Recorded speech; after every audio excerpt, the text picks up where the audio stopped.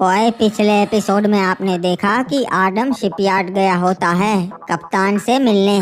तभी season 3 Rim Nam village पे हमला कर देता है और आडम के बहुत सारे सैनिक मारे जाते हैं। सीजन 3 को लगता है कि वो ये जंग जीत रहा है, पर तभी आडम आ जाता है जंगली क्रिमिनल्स की सेना लेके और दुश्मनों को चारों ओर से घेर लेता है। ये देखकर सीजन 3 जंग का मैदान छोड़कर भाग जाता है। अब आगे बाकी गाइस वीडियो को लाइक कर दो और चैनल को सब्सक्राइब करके बेल नोटिफिकेशन ऑल पे सेट कर लो।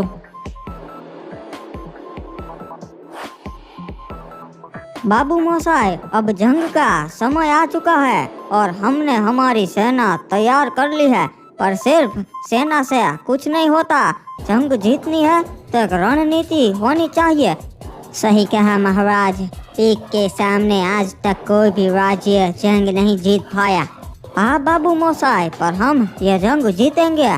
तुम्हारे पास कोई सुझाव है? जी महाराज, मैंने अपने कुछ आदमी भेजे थे पीक पे। उन्होंने मुझे बताया है कि सकुरा दूसरे राज्यों की तरह अपनी फौज अपने महल पे नहीं रखता। उसने अपनी फौज पीक की सरहद पे तैनात कर दी है। उसके लोग हर वक्त चारों ओर मौजूद रहते हैं और कोई भी राज्य आगे से हमला करेगा तो उसके सैनिक उन्हें चारों ओर से घेर लेते हैं, तो सकुरा तक पहुंचना नामुमकिन है महाराज। समझ गया बाबू मोसाई, मतलब पीक पे कब्जा करना मुश्किल है और नामुमकिन नहीं। रे फिर हम भी अपनी सेना को एक साथ ना भेजेंगे, टुकड़ियों में बांट देंगे और एक साथ हम भी चारों ओर से हमला करेंगे। सही कहा, और मैं अपनी टुकड़ी के साथ सीधा सकुरा के महल पे हमला करूंगा। जब तक उसे मालूम पड़ेगा कि हमने हमला कर दिया है, तब तक उसकी आधे से ज्यादा सेना मारी जा चुकी होगी। रे सही कहा महाराज, हम ऐसा ही करेंगे।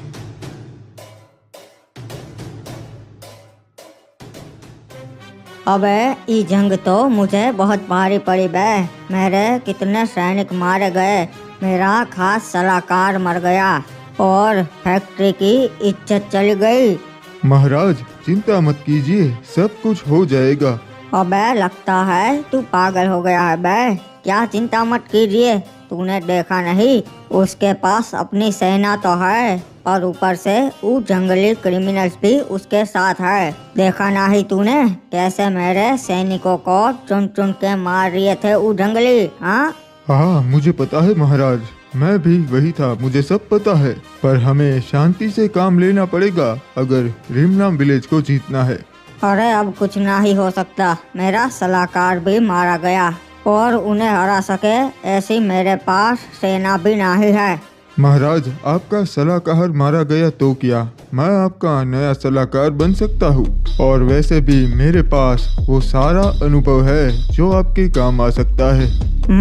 ये बात तो तुम्हारी सही है बे।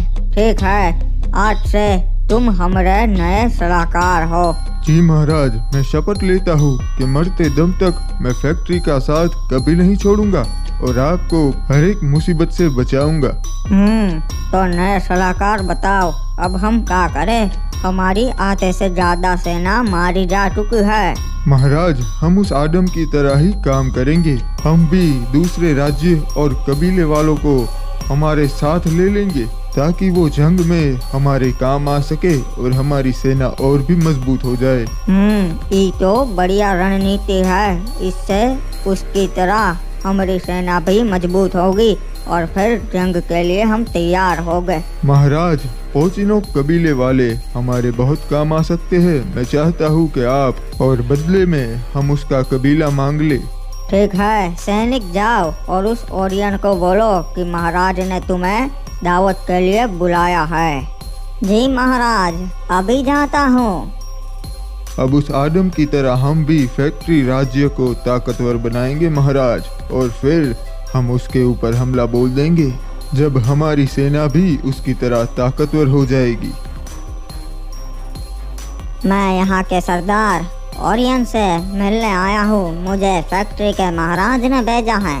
अच्छा, तो तुम्हें फैक्ट्री के महाराज ने भेजा है, बताओ मुझसे क्या काम है उन्हें? महाराज ने तुम्हें शाम को दावत के लिए बुलाया है, वो चाहते हैं तुम फैक्ट्री पे आओ। ये क्या बात हुई? भला महाराज ने मुझ जैसे सरदार को दावत में क्यों बुलाया है? क्योंकि वो अपने पड़ोसियों से अच्छे संबंध बनाना चाहते हैं, इसलिए। ये तो बहुत अच्छी बात है। ठीक है, मैं महाराज की दावत में जरूर आऊंगा। शाम को फैक्ट्री पे आ जाना सरदार। कमाल हो गया, महाराज को आज तक हमारे कबीले की जरूरत नहीं पड़ी, पर आज अचानक से क्या हो गया? मेरे भाइयों, आप लोगों ने बहुत बहादुरी से जंग लड़ी। ये हमारी पहली जंग थी, फिर भी आप लोगों ने फैक्ट्री जैसे राज्य को करारा जवाब दिया और हम ये जंग जीत गए। सीजन 3 मैदान छोड़ के भाग गया और हमारी ये जंग जीतने की वजह क्रिमिनल्स है। इनके बिना ये जंग जीत पानी बहुत मुश्किल होती, तो इनका भी मैं शुक्रिया अदा करना चाहूँगा। और आज सबको मेरी तरफ से शाही दावत।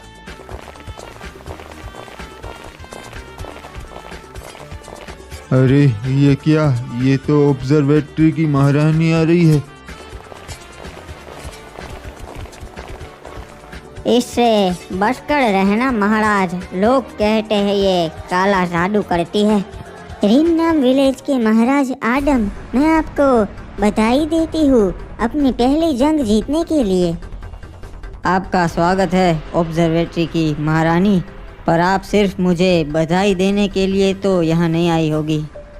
महाराज, मैं भी आपकी तरह दूसरे राज्यों के साथ अच्छे संबंध बनाना चाहती हूँ, इसीलिए पहले यहाँ आई हूँ। जी बिल्कुल, मैं भी यही चाहता हूँ कि अधिक से अधिक राज्य हमारे मित्र बने और मुसीबत के समय पे एक दूसरे के काम आए।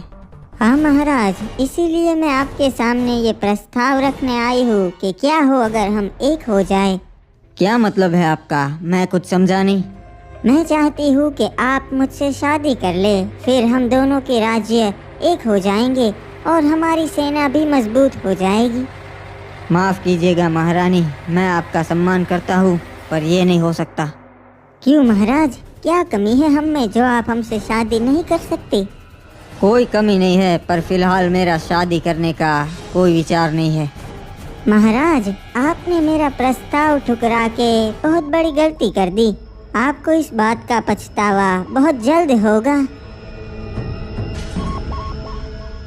महाराज, आपने बिल्कुल सही किया इसका प्रस्ताव ठुकरा के, वरना ये आपको वश में कर लेती और पूरे रिमनाम विलेज पे राज करती।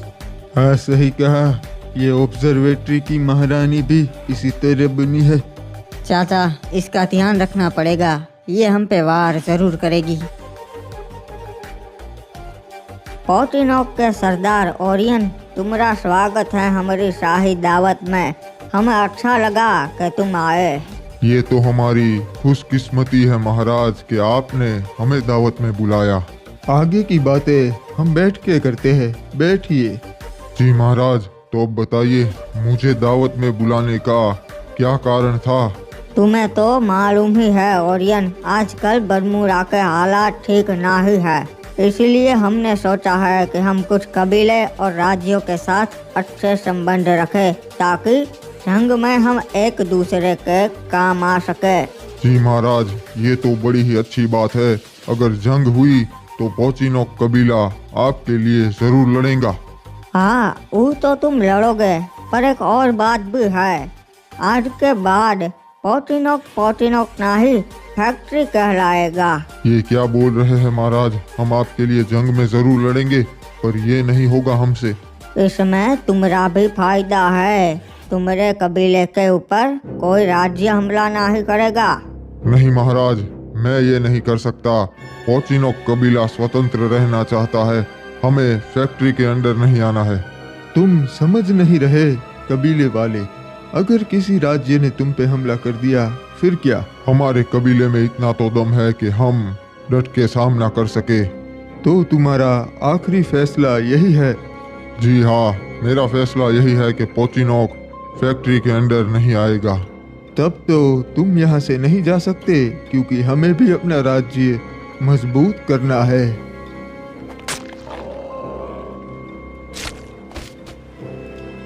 पर चिंता मत करो, तुम्हारे कबीले वासियों को मैं बता दूंगा कि तुम्हें तुम्हारे किसी दुश्मन ने मार दिया।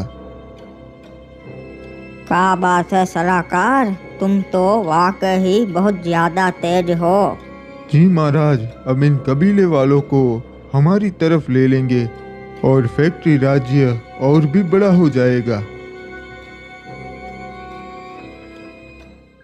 पोचिनोक कबीले वालों, बड़े ही अफसोस से आपको बताना पड़ रहा है कि आपके सरदार ओरियन को उसके किसी दुश्मन ने मार दिया। आपके कबीले का सरदार बहुत कमजोर था, तो मेरी सलाह आपको यह है कि आप फैक्ट्री में आ जाए और फैक्ट्री के साथ जुड़ जाइए। अरे हमारा सरदार इतना कमजोर नहीं था, ऐसे कैसे मार दिया? यही बात तो आपको समझनी है। ऐसा दोबारा ना हो, इसलिए आप फैक्ट्री के साथ जुड़ जाइए। कोई भी दुश्मन और राज्य आप पे हमला नहीं कर पाएगा। अरे नहीं, पोचिनोक कबीला किसी के साथ नहीं जुड़ेगा, हम स्वतंत्र रहेंगे। अरे तुम्हारी मर्जी है, अगर तुम स्वतंत्र रहना चाहते हो तो रहो। जितने लोग हमारे साथ जुड़ना चाहते हैं वो यही रहे और बाकी के लोग वहाँ चले जाइए। अरे हम किसी के साथ नहीं जुड़ेंगे, चलो भाइयों इस तरफ आ जाओ। तुम लोगों ने बहुत ही अच्छा फैसला लिया, महाराज के साथ जुड़कर इनकी वफादारी की कसम खाओ। हम कसम खाते हैं हम मरते दम तक महाराज के लिए वफादार रहेंगे और फैक्ट्री के लिए ही लड़ेंगे।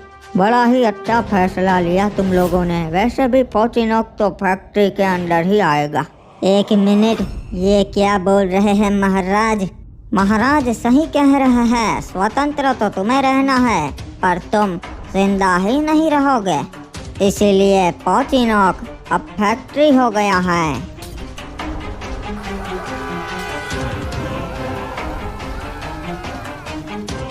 बाबू मोसाई, वो समय आ चुका है जिसका हमें बेसब्री से इंतजार था।